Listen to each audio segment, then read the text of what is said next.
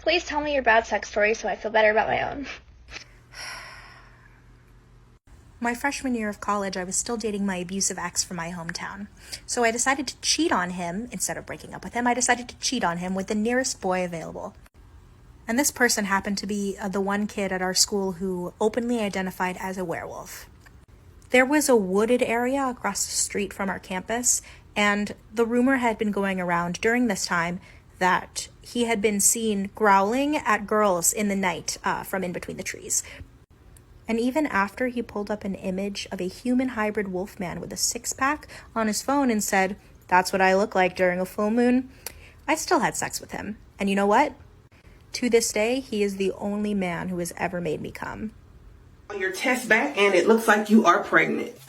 Thank you so much, doctor, calling me pretty. No, you're pregnant. Oh, I am not trying to be funny, but can I get another doctor that can read? Because you mispronounced high blood pressure. Ma'am, you're pregnant. Oh, wait, I got it. See, you in the wrong room. See, this the room that I'm in. So it's probably a pregnant lady. Like down the hall, like on the pregnant people end. But this my room.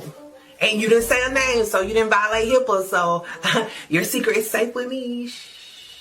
Blood test was positive for pregnancy. Wet?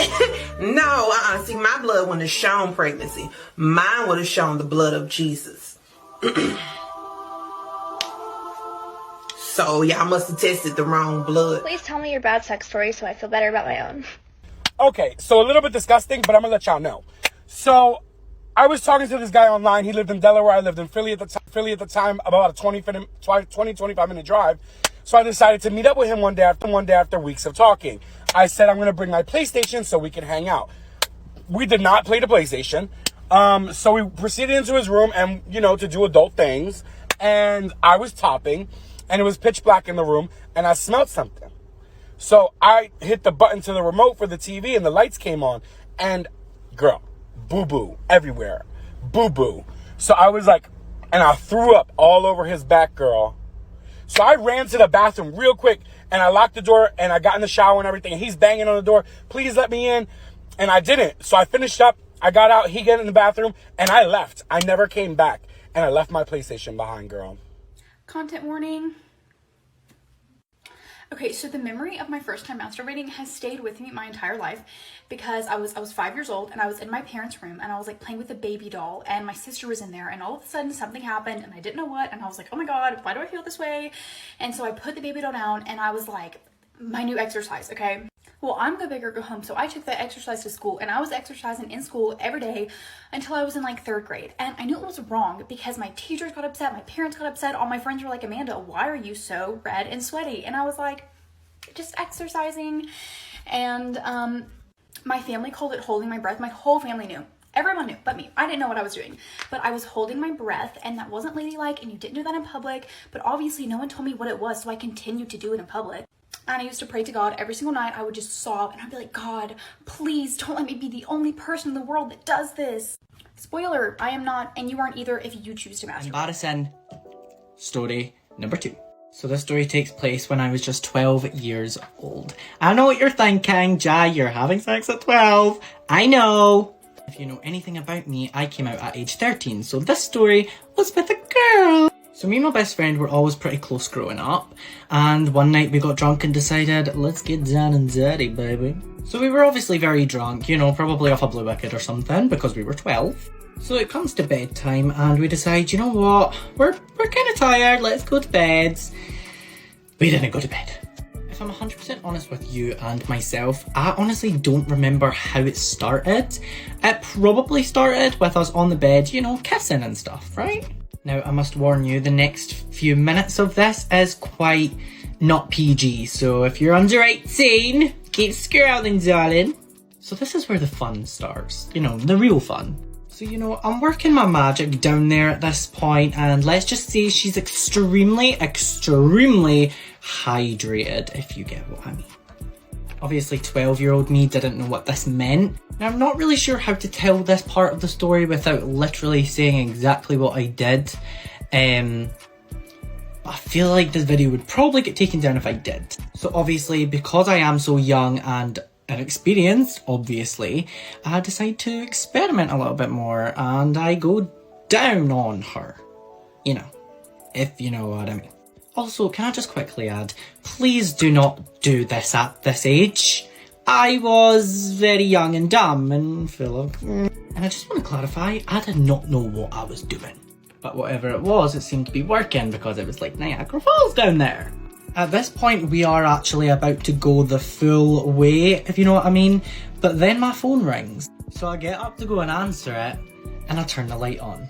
And this is where everything goes a bit wrong. Because when I get up and I turn the light on, I look back at her, I immediately hang up the phone. Because when I look back at her, the whole white bed sheets is covered in blood. So my first experience with a girl was also her first period story.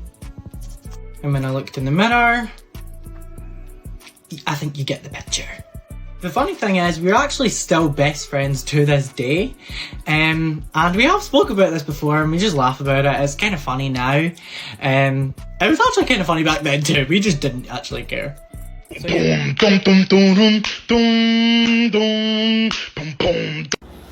Fun fact about me, I lost my card at 9 years old to a family friend that was 16.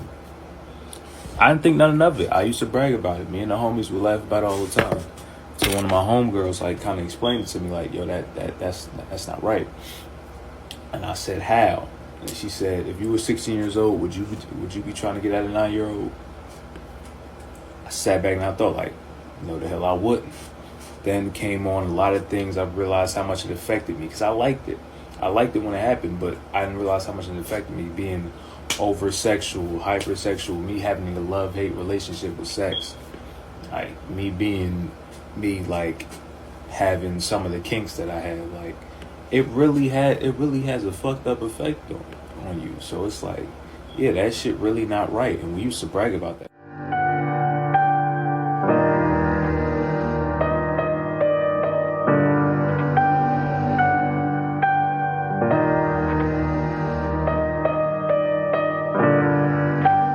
Please tell me your bad sex story so I feel better about my own. This isn't really a sex story, but it's just something that made me want to shoot myself. So basically, my boyfriend was coming around, and at the time, we'd only been going out for like 6 months, so like not even that long. So I told my mum he was coming around, and my mum was like, yeah, that's fine. And at the time, I was wearing a dressing gown with nothing underneath, so my mum was like, Emma, go put some clothes on. And I was just like, yeah, I will, blah, blah, blah. So I got upstairs, I didn't even put clothes on, like I just kept my dressing gown on, because I was comfy, you know? So my boyfriend comes around, we just go upstairs, chill, blah, blah. I take my dressing gown off, and I lay in bed naked. My boyfriend's not naked, he's got his trousers on, but like no top, like nothing. My mum fucking comes upstairs and she's like, Emma, have you got clothes on now? I'm like, fuck.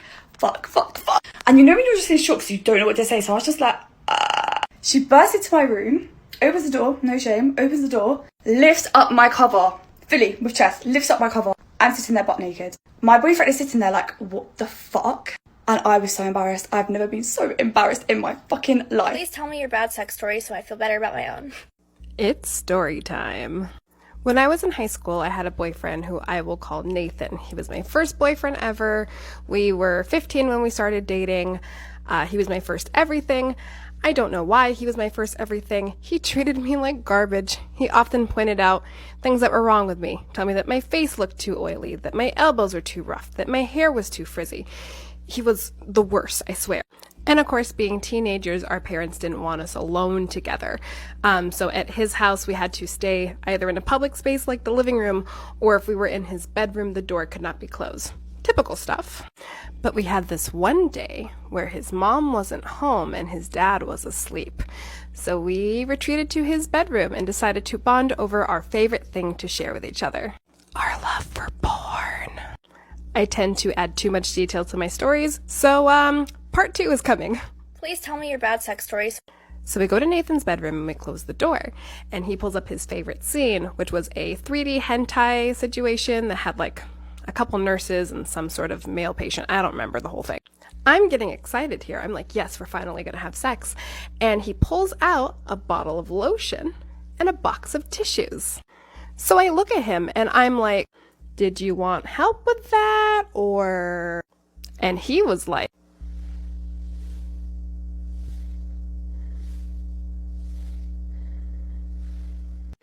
And he told me, I don't think I can do this with you here. And I was just like, what? So in a bit of a panic, he decides to tell me to get on his bed, which, yay, progress. But then he tells me to turn away from him and the TV and cover myself up with his blanket. Please tell me your bad. Third time's a charm. Let's see if this stays up. Either Nathan himself is reporting these videos, or I guess TikTok just really doesn't like how this story ends. Unfortunately, I'm going to have to be as vague as possible to ensure that this stays up. So Nathan asked me to pretend that I wasn't there, while he proceeded to do something that he would normally do if I wasn't there. He decided that instead of me being a good way for him to relieve stress, have fun, he could do it himself. And it is the worst I've ever felt my entire life. I felt so ugly, so undesirable, so unloved. And I've never been that low, since. That is the worst I've ever felt in my life. But now my life is beautiful. I have an amazing job. I have 2 amazing partners. I couldn't have asked for a better life. And yes, both partners are way better than Nathan, trust.